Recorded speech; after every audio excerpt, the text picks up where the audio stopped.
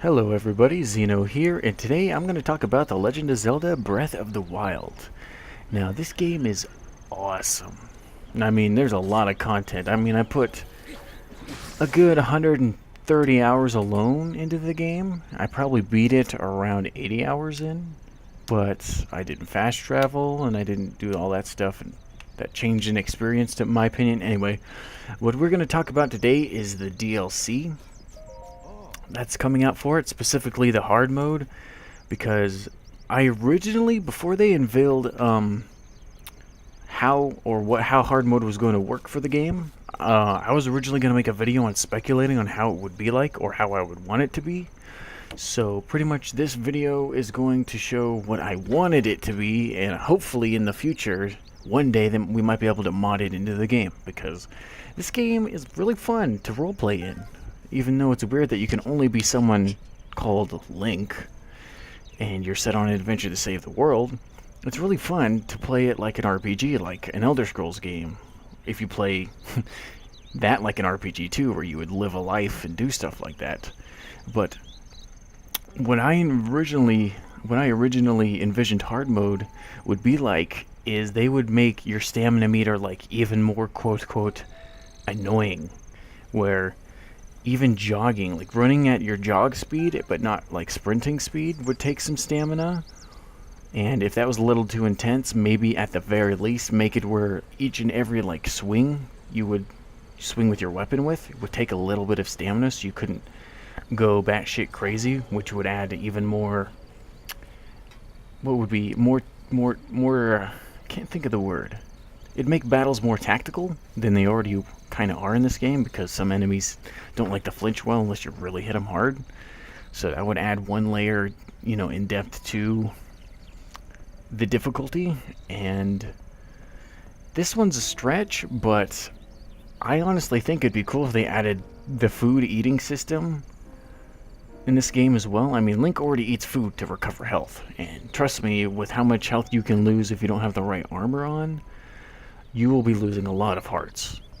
But it'd be even neater if we could implement him getting hungry and thirsty and stuff like that, so you can adventure around, and maybe visiting towns would be a little more useful than just buying and selling gear. So if they were able to do that, that'd be really cool, because you would want to have Link eat, a good amount 3 times a day so he could stay happy and satisfied. Because, I mean, the eating aspect in this game is kind of realistic, because you'll be fighting a lot, so you'll be losing hearts a lot if you're not as good, kind of like me. So you'll see him eating a lot, which, makes sense. You want to eat, you want to heal that way. But sometimes I've played with, like, the shield on. The shield you get further in the game, that's a barrier. So sometimes you won't even be losing hearts a couple days at all. So just in my brain, I'm just like, oh geez, Link hasn't eaten for like 3 days. Maybe I should give him something to eat anyway. And that's my natural like RPG instinct to kick in. And even though the game says his hearts are full, do you sure you want to eat this food? I'll be like, yeah, Link's hungry.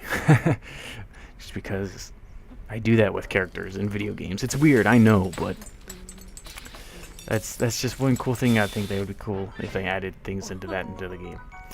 And I guess that's really it. But I have it for the hard mode. I mean, you can take more damage. I think it is kind of cool that they're going to add more enemies into to the sky, so you can't just skip all over that, and they can sit there and pester you in the air. So I can't wait to get mad at that. But I guess to talk about the rest of the DLC, I think it's kind of sad that the first DLC isn't really that large.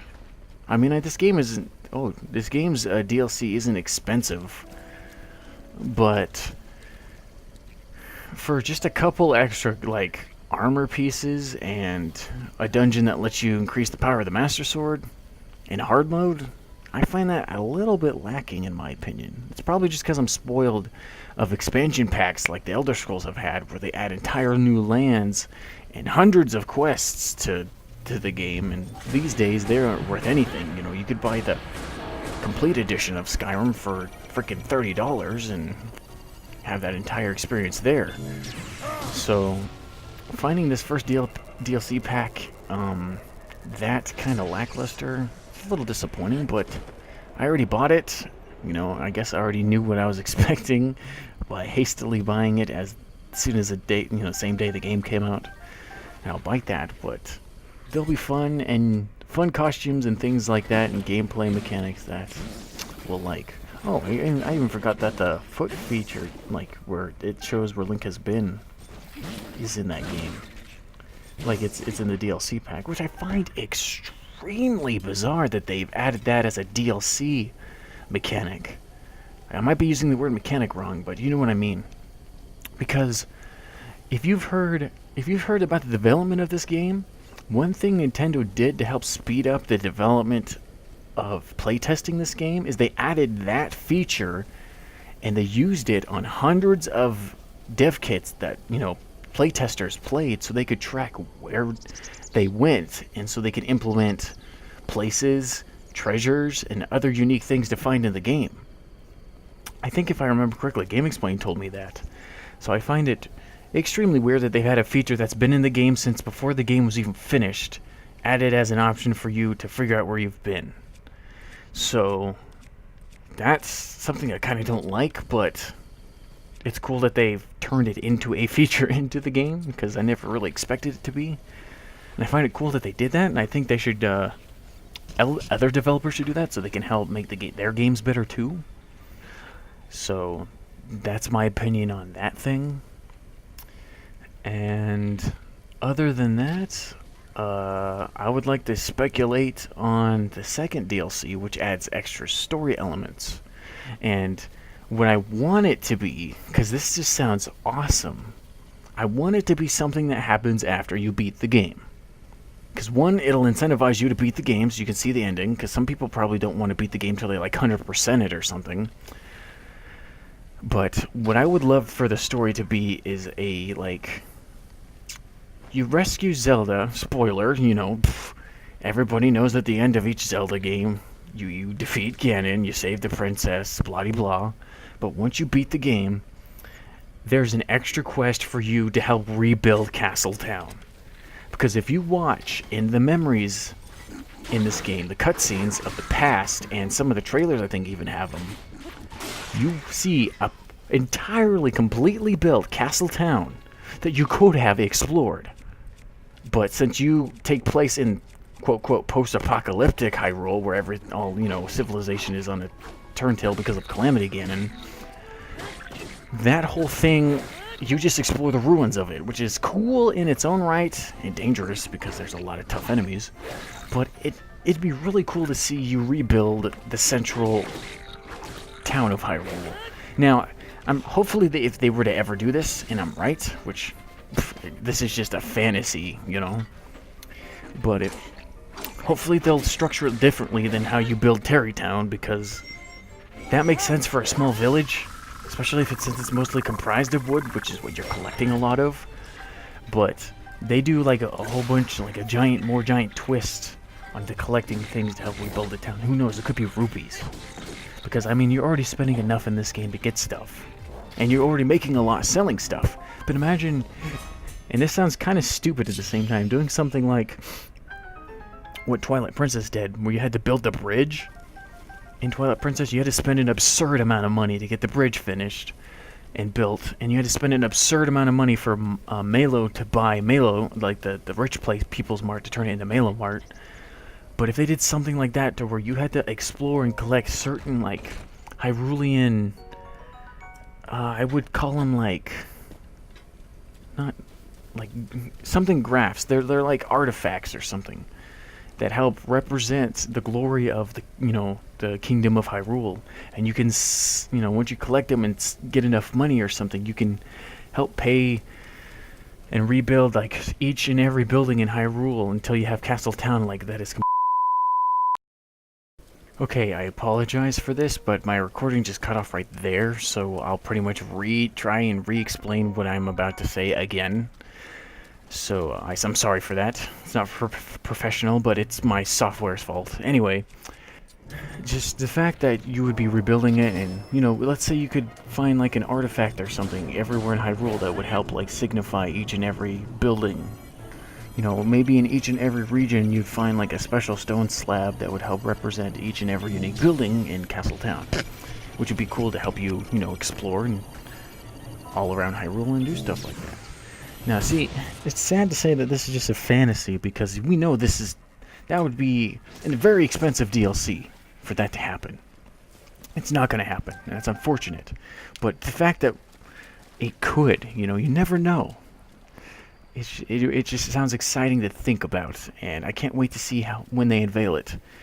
Because we know it's not going to be this, but if it is, we are just going to jump into the sky with happiness. I mean, if you really think about it, if you explore Castletown's ruins and Hyrule Castle itself, that place is easily bigger, way bigger than the Imperial City in Oblivion. So imagine you and Zelda are, you know, wanting to rebuild this main city, this industrial trade of Hyrule. Just imagine once you're done, you can walk around and talk to this sprawling population that you guys sprung together of the new city that is Castletown. And you could do things that you could never do in the game before, like buy weapons, because you always find them. You always found them in Breath of the Wild. So imagine going to like a blacksmith store that you've built and buying a cool, maybe extended weapon that's only in that DLC, or just previous weapons that are already in the game, instead of finding them. Wouldn't that be neat? It would be a good way to spend your money. You could buy shields, more unique armor that was added to the DLC. Maybe you guys find armor sets from the past, you know, in the ruins somewhere as you're rebuilding it, and it becomes unlocked once you finish the blacksmith like that.